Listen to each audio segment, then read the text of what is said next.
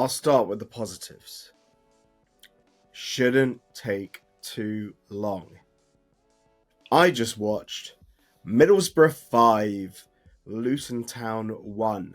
Now, bear with me, this could be a bit of a longer one. So, a lot of people have been spamming me on Twitter with a screenshot of my face from a Sunderland post-match where I said I got my Luton Town back. At that time, I thought we had turned a corner. Yes, the performances haven't been vintage. West Brom, Cardiff, but you know what? There was 4 points from those 2 games. Considering the form we are in now, the form being a downward spiral,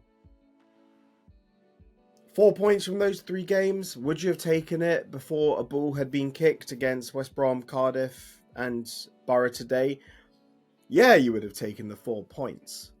But it's about the manner of defeat today that makes you reconsider everything. So I said, I got my club back in the sense that the players turned up on the day and defended well. Yes, the football wasn't vintage. I don't watch Luton Town for vintage football.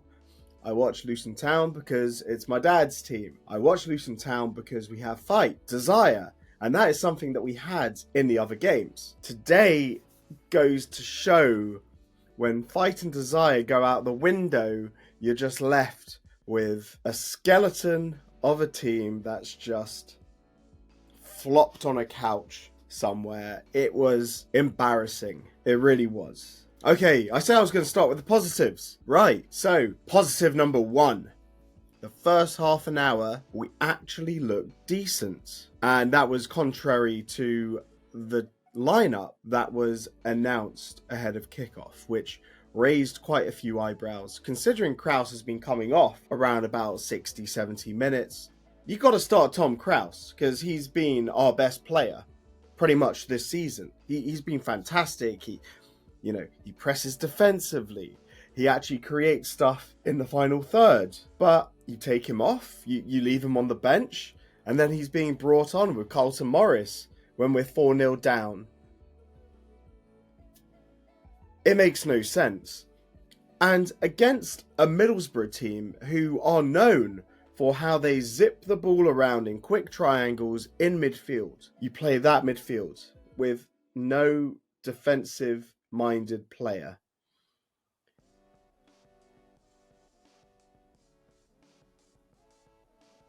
I won't even mention starting Cauley Woodrow and Joe Taylor not being on the bench at all, because that's just low-hanging fruit, isn't it? It's just the easy target. For a lot of that game, Cauley Woodrow was just running around, doing nothing. There was one touch, one or two touches that were actually quite nice, but he's not up to this level, is he?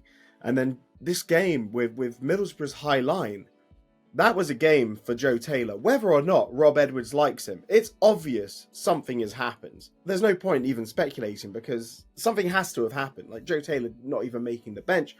Rob Edwards was asked about it pre-kickoff and he said, no, it was just a decision I made. So I don't understand how Joe Taylor wasn't on there. And we've seen before that 3 game weeks are an issue for Rob Edwards and this team. Whether or not you want to take a look at the recruitment side of things, our squad is threadbare.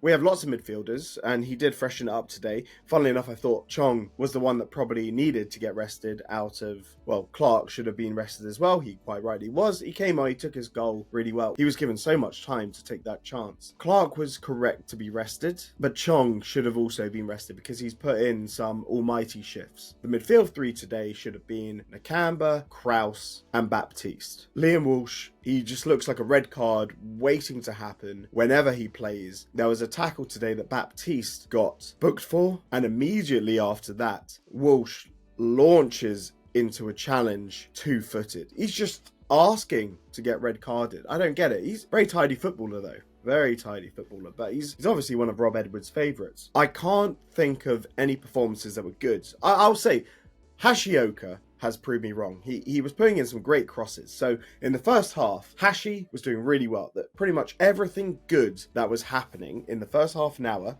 was coming from Hashioka. So you know what we do? Let's play the entire game down the left-hand side of the pitch and completely isolate Daiki Hashioka. Let's not bother him. But in a way, with the rejig after half-time, when Victor Moses came on, Hashi then went to play left back. And as we've seen from Hashi, you have to play Hashi in his actual position. You can't play him out of position. You play him in position, he's a great player.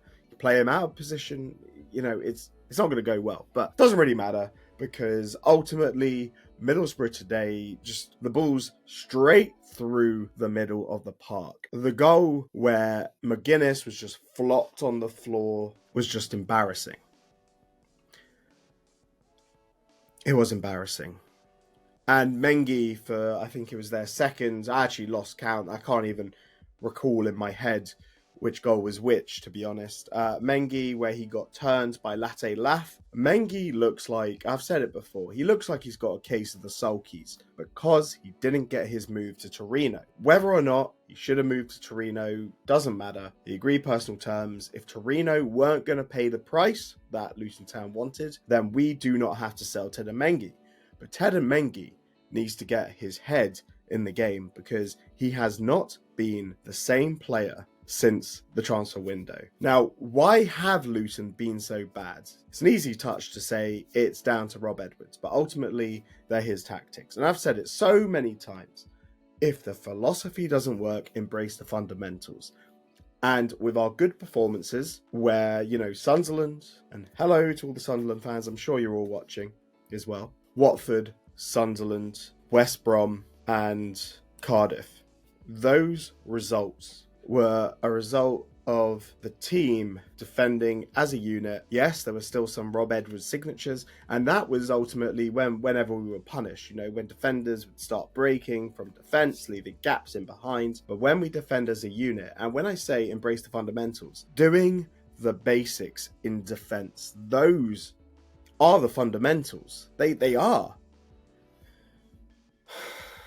Let's face it, we don't have the defenders necessary to defend one-on-one and man-mark like we have been. We don't. But enough about Rob Edwards. He was waving to the crowd at the end of the game.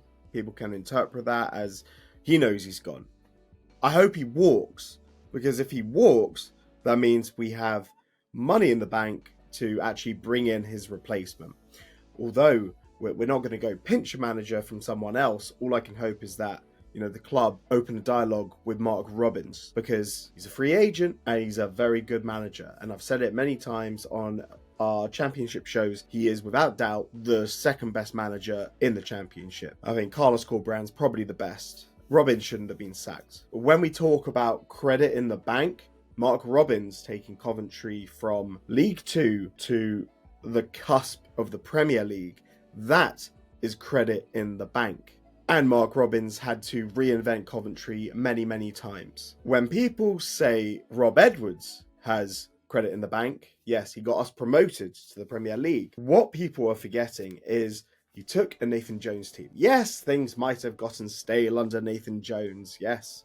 Yes, Nathan Jones had his head turned, but it was still Nathan Jones's team. Marv Nakamba and Cody Drammer were probably coming in anyway, because the recruitment is done by our recruitment team. I don't think Rob would have had anything to do with Nakamba and Drammer coming in. The team pretty much managed itself, because Nathan Jones left a team with leaders in it. As soon as Rob Edwards started putting his stamp on the team, you could see the wheels start to come off. We went from losing games by 1 goal to losing games by 3 or 4 goals. I can't remember a time in my 29 years supporting Luton where we have been beaten as heavily and as comprehensively as we have been this season when we lose games. Normally, there is some fight or desire in the way that we play. That is what makes Luton Luton. But this season, there's no fight, there's no desire. And last season, a lot of what we saw was papered over the cracks by Ross Barkley, who was simply levels above any of the players that we had in our squad. And maybe everyone was playing up to play up for Ross Barkley and play up for being in the Premier League. A big part of it, though, is the recruitment. we finished the second half today with 9 players that Rob Edwards signed. Am I going to say that every single one of Rob Edwards' signings has been a hit? No. But they're not Rob Edwards signings. I think the only ones that are possibly definitely Rob Edwards signings, maybe Ryan Giles, although he's been and gone, hasn't he? Because Ryan Giles worked with Rob at Telford and the Wolves Academy. Liam Walsh is 100% a Rob Edwards signing, because Rob was waxing lyrical about seeing him playing in an under-9s game or something like that. But the recruitment have brought in players that they think and they perceive will fit into Rob Edwards' style. But what style is that? Because we don't play with his style. And Rob has tried to go back to what Nathan Jones's style is. He's tried to go back to the basics, what he perceives as the basics. But it's not good enough, is it? He doesn't really know how to set up a team just to defend, which is ironic considering he was a centre-back. The defenders press way too high. They leave in spaces behind, and at times it looks like we've gone so far back. And if you watch back my my Burnley post-match from the first game of the season, I said the system wasn't working. And we went full circle, all the way back to that, getting cut through the middle. There was only one goal today that Borough scored that was actually sheer class. It was Finazaz's goal that made it 5-1. That was true class. It really was.